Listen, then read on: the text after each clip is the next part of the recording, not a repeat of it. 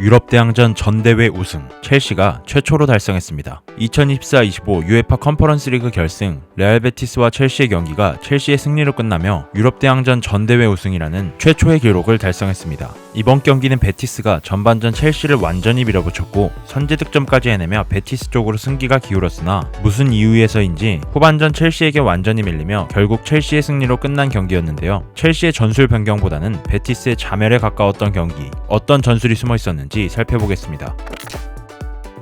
먼저 베티스는 4-2-3-1 대응으로 나섰습니다. 전반전 첼시를 압도한 베티스의 전술에는 바로 절제된 압박 대응이 숨어 있었는데요. 첼시는 4-1-4-1 대응으로 나왔지만 빌드업 시 귀스토가 미드필더로 들어오는 인버티드 풀백 전술을 사용하며 3-2 빌드업을 시도했습니다. 그리고 베티스는 이를 4-4-2 압박 시스템으로 대응하죠. 특히 주목해볼 점은 바로 달려들지 않는 압박입니다. 앞서 말씀드렸듯이 일명 절제된 압박이라고 이름을 붙였는데요. 압박 시 이스코와 바칸부를 투톱처럼 배치하지만 센터백에게 절대 달려들지 않으며 단지 귀스토와 카이세도에게 볼이 가지 못하도록 사이길만 절묘하게 막아줍니다. 또한 이선 에잘줄리, 카르도주, 포르날스, 안토니는 엔스와 파머에게 볼이 갈 수 없도록 경로를 차단하고 만약 카이세도와 귀스토에게 볼이 전달되었다면 바로 압박하여 공을 탈취할 수 있는 자리에 위치합니다. 이 전술은 사실 상당한 숙련도가 필요한데 한 선수만 삐끗해서 자리를 잡지 못하면 그대로 압박 라인이 무너질 수 있는 대응이기 때문이었습니다. 아무래도 상대를 직접 압박하지 않고 경로를 차단하는 형식의 압박을 진행하다 보니 뭐 아니면 도 느낌의 전술이었던 것이죠. 그리고 그 전술은 전반전 정확하게 맞아떨어집니다. 첼시의 우측 스토퍼인 찰로바가 볼을 가지고 있음에도 불구하고 바칸부나 에잘줄리는 절대 달려들지 않고 자리를 지킵니다. 귀스토에게 볼이 전달되지 않도록 대비하는 것이죠. 그리고 카이세도 또한 이스코가 자리를 옮기며 마크합니다. 이때 카르도주는 이미 좌측을 확인하여 파머가 내려와 볼을 받아주는 것을 대비합니다. 실제로 이후 파머에게 볼이 전달되자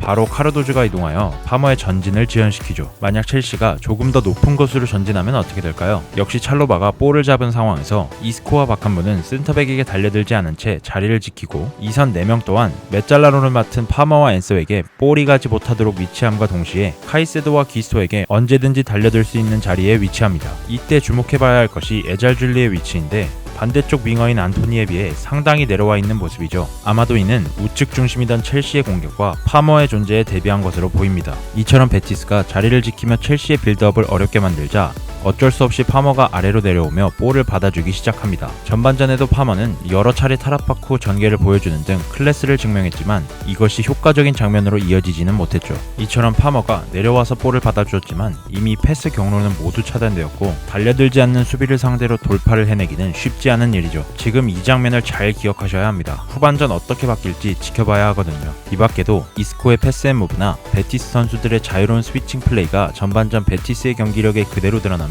우세를 가져갔죠. 그렇다면 첼시는 어떻게 후반에 4골이나 득점을 해내며 역전을 했을까요?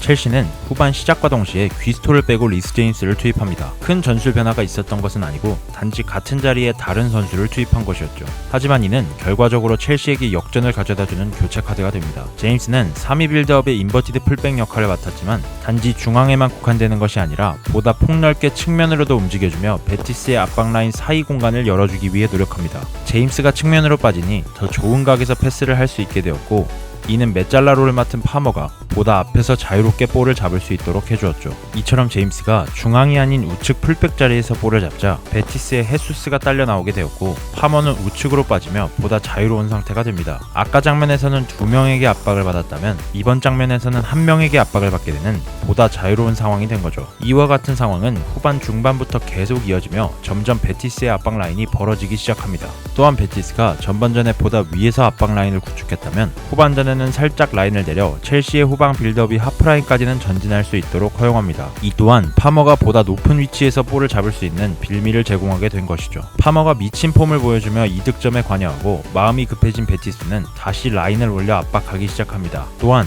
보다 적극적으로 압박에 임했죠. 쉽게 말해 전반에는 달려들지 않았던 선수들이 이제는 볼을 탈취하기 위해 달려들기 시작합니다. 우측에서 리스 제임스가 볼을 잡자 베티스의 선수들이 모두 압박을 가하기 시작하고 순간적으로 중원에서 3 3대2 첼시의 수적 우위가 발생합니다. 이는 듀스버리올의 드리블에 이은 산초의 추가 득점으로 이어지죠. 아마 펠레그리니 감독의 생각에는 후반에도 전반과 같은 에너지 레벨을 구사할 수 없을 것이라고 생각하고 살짝 라인을 내렸지만 이는 첼시에게 더 좋은 상황을 만들어버린 빌미가 되었고, 또한 베티스 선수들의 체력도 갈수록 고갈되며 효과적인 압박 시스템은 점점 무너졌다고 봐야겠죠. 그렇다고 해서 마레스카 감독의 첼시를 폄하하고 싶은 생각은 없습니다. 제임스를 보다 폭넓게 움직일 수 있도록 지시하고 투입한 것도 결국 감독의 역량이고, 상대가 달려나오자 이를 역이용하여 공격을 전개한 것도 감독의 전술과 선수들의 역량이니까요. 그렇게 첼시는 컨퍼런스 리그에서 우승을 차지하며 최초로 유럽 대항전 전 대회를 우승한 팀이 되었습니다. 이번 시즌을 4위로 마치며 챔피언스 리그 진출을 확정지었고 유럽 대항전 트로피도 따냈으며 팀의 리빌딩이 점점 안정화되어가는 첼시의 다음 시즌이 기대되는 이번 시즌 마지막 첼시의 경기였습니다.